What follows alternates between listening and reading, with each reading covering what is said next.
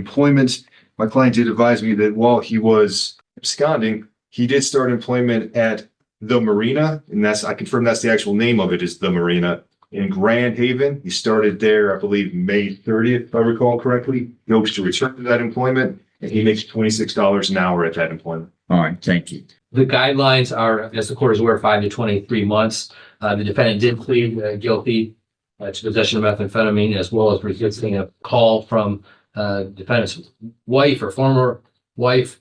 Had called, law enforcement had responded, and then ultimately encountered the defendant's vehicle. He did plead, and ultimately he was found with a glass smoking device with residue. There was a scale, and defendant did acknowledge just smoking methamphetamine recently. The people did have a kilogram agreement to a year cap. We believe that was appropriate. We still believe that if the court were to order a sentence of 365 days, which we would support and recommend, that would encompass some of the violations or the violations involving defendant being AWOL for a period of time. So we would request the court consider following the Kilbrew agreement, ordering 365-day sentence. Thank you. Mr. Aldridge, is there anything you wish to say before the court issues a sentence? Yeah, I know I did abscond, and I know I should have been here. I should have had better communication. It was just one thing right after another. Life just happened. A lot of things happened. And this last year, so much has happened. Super toxic relationship, which actually led to these charges. My daughter ended up in DeVos. She got one more surgery waiting for a donor right now. She needs lung. You gotta have her lung. And that's where I was. I wasn't running to run from cops or run from the sentence or run from you, Judge. I was running just to be with my daughter where she needed me. Okay. And then while I was there at DeVos, I was offered a job in Grand Haven.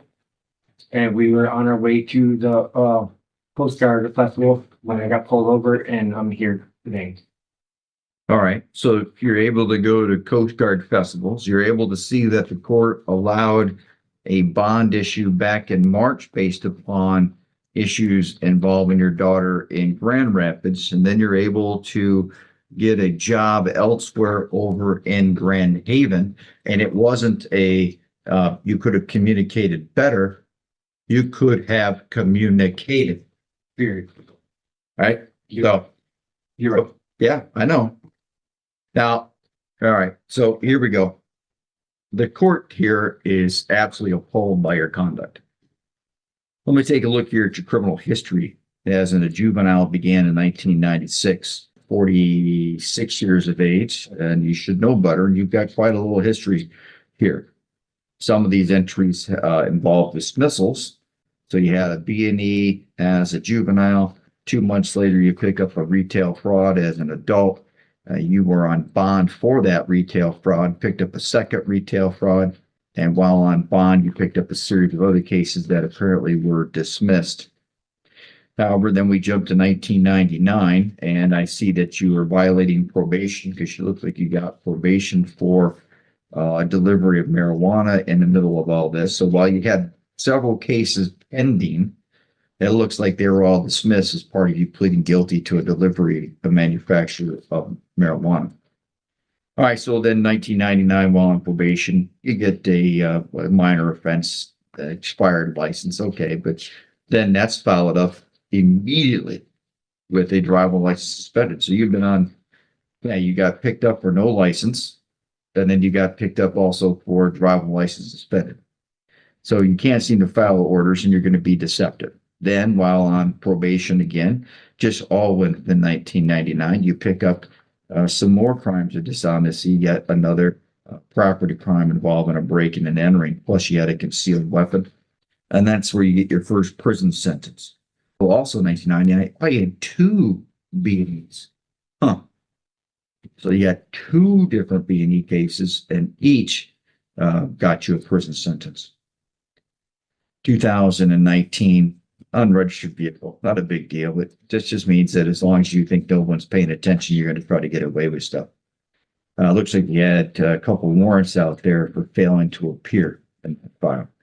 2021, you pick up, again, driving license suspended. Not a big deal, but that tells me that when you think when no one's watching, you're going to do what you want. In fact, in 2021, you picked up yet another one of those. But again, that one was dismissed. Looks like it's part of the plea agreement and some other files. 2022, back to violating property crimes, and you get a 4th degree arson, and that one was in front of me. You got 18 months of probation, and you had violations. Back violations of the same nature. Yet meth and driving license suspended. 2023. Now we're here for possession of methamphetamine, and let's see. Now we jump down to 2026. Earlier this year. Now, here's what's really important. This offense date for the domestic violence occurred on January 28th. Now, it was largely skipped over when everybody talked about the PSI, and that's okay. Underneath the description of the offense here, this offense occurred on February 11th. And it was in regard to your ex-wife calling because you were in violation of a PPO. Now, I'm the one that gave that personal protection order. So what I'm seeing here is repetitive issues with you complying with my orders. And on January 28th, I entertained over in Wexford County a petition for a personal protection order ex parte by Christina against you. And in there, she talked about you getting into a vehicle, assaulting her, punching her, and if I remember correctly, she was pretty bruised up. So I issued that on the 28th after she got this, after the assault that occurred here in this one file. And that means within days, you were violating a personal protection order that led to the police responding here. And you could have been charged with violating a personal protection order. You could have been charged with contempt. You could have been charged with further stalking.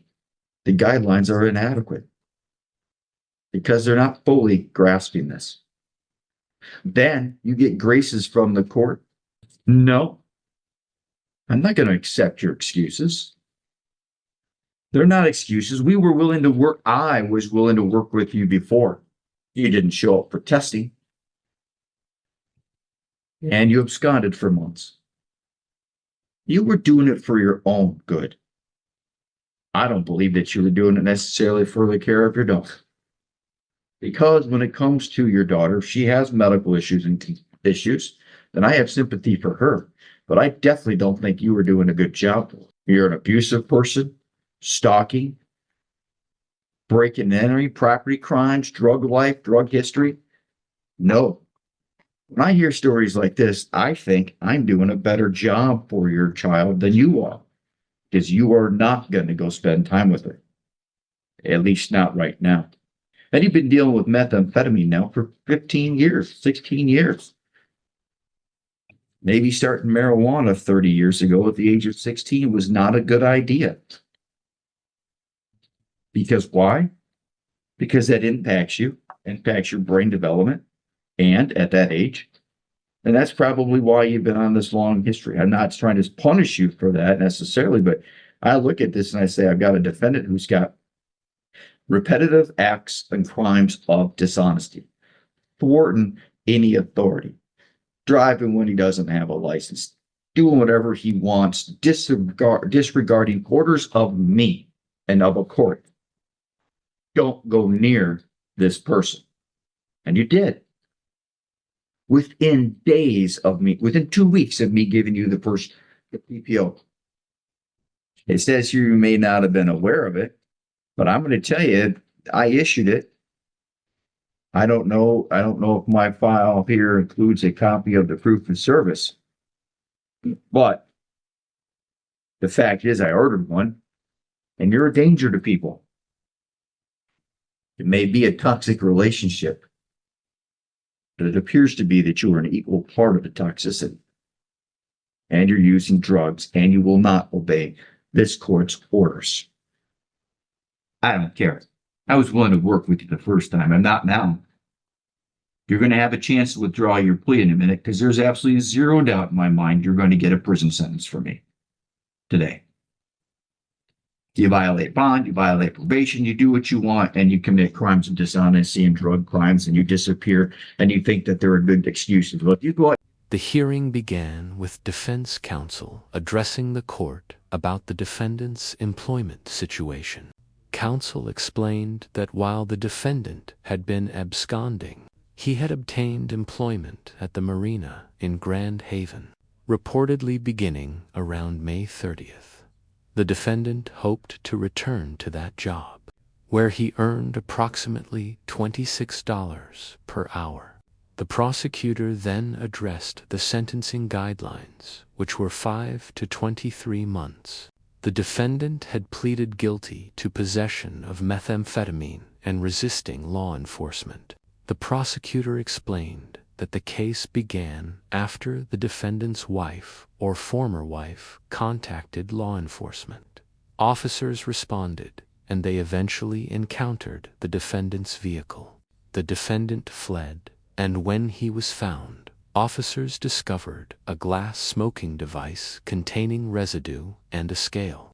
The defendant acknowledged smoking methamphetamine. The prosecutor said the parties had reached a plea agreement and recommended a 365-day sentence, which would also account for violations connected with the defendant's period of absconding. The defendant was then given an opportunity to speak.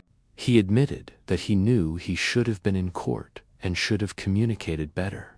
He described the previous year as one problem after another, and said that a highly toxic relationship eventually contributed to the charges. He then explained that his daughter was facing severe medical problems and was waiting for another surgery and a donor for a lung transplant. He insisted that he had not been running from police, the sentence, or the judge. Instead, he said he had been trying to be with his daughter when she needed him. While he was there, he was offered employment in Grand Haven, and he said that he was on his way to the Coast Guard Festival when he was pulled over and brought back into the legal process. The judge challenged that explanation immediately. The court pointed out that it had already allowed the defendant to receive bond in March because of issues involving his daughter in Grand Rapids. The judge noted that the defendant had nevertheless been able to travel to Grand Haven and obtain employment, but had not maintained adequate communication with the court. The judge emphasized that the defendant could have communicated better and then declared that the court was absolutely appalled by his conduct.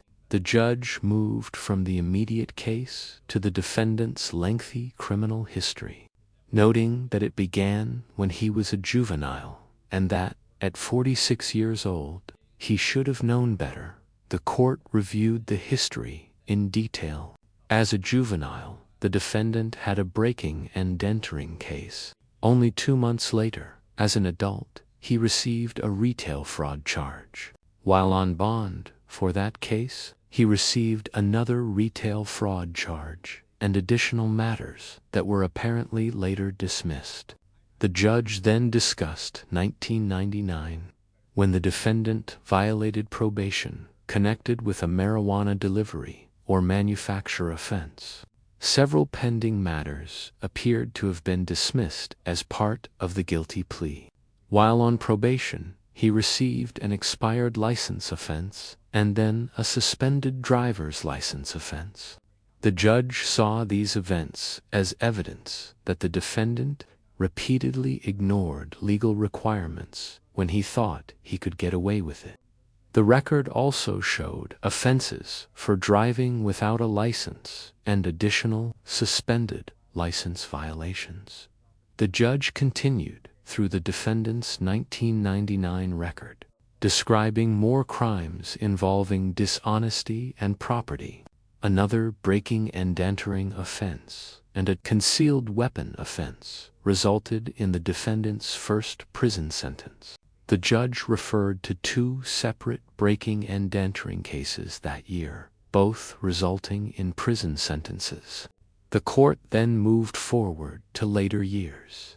A 2019 unregistered vehicle offense was not considered especially serious by itself, but the judge viewed it as another example of the defendant doing what he wanted when he believed no one was watching.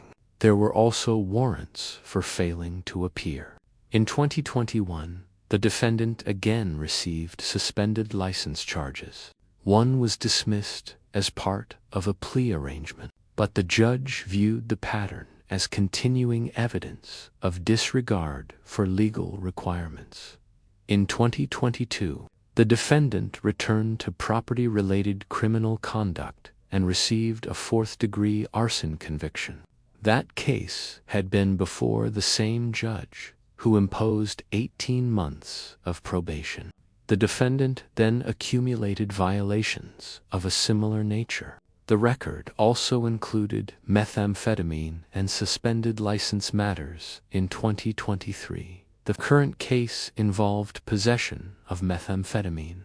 The judge emphasized that the history was not being presented as a collection of isolated mistakes, but as a continuing pattern of criminal conduct. Dishonesty, substance abuse, failure to comply with legal requirements, and disregard for court authority. The judge then focused on an additional issue involving a personal protection order and domestic violence-related conduct. The court said the relevant conduct occurred on January 28th, and that it had largely been skipped when the parties discussed the president's investigation. Another offense date was February 11th, when the defendant's ex-wife contacted law enforcement because he was allegedly violating a protection order.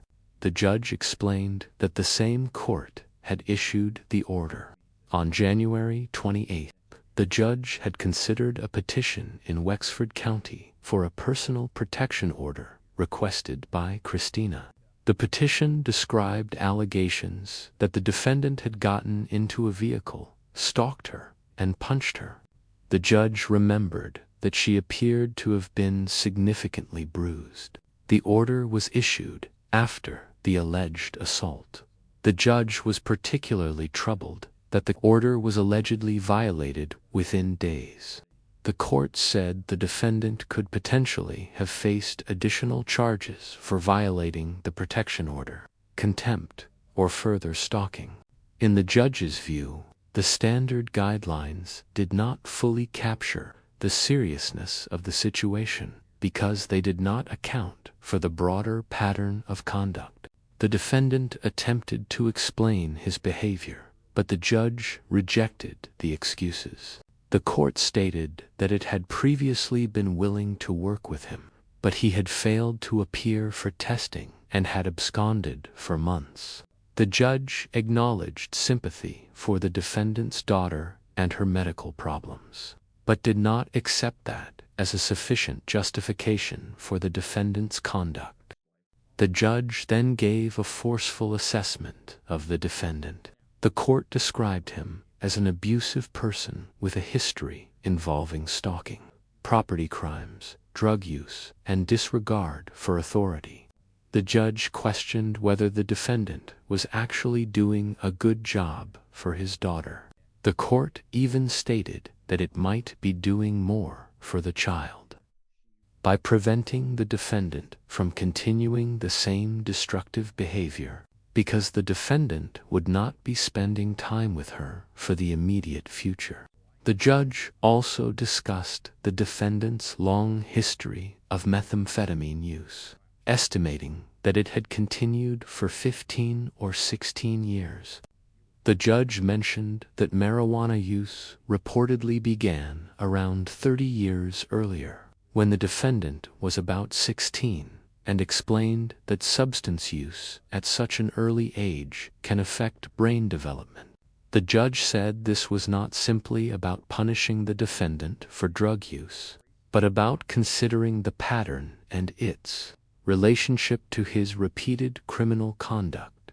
The court identified repeated crimes involving dishonesty, attempts to thwart authority, driving without a valid license, disregarding legal restrictions and violating court